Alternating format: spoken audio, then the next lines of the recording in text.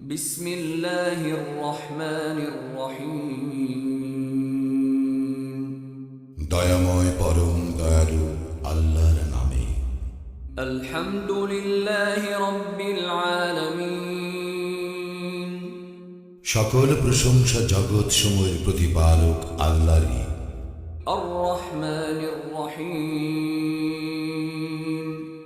যিনি দয়াময় পরম দয়ালু।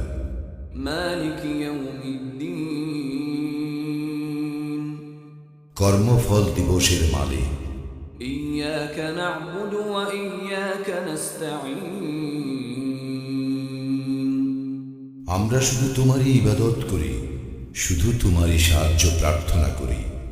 ইহদিনাস সিরাতাল মুস্তাকিম। আমাদেরকে সরল পথ প্রদর্শন করো।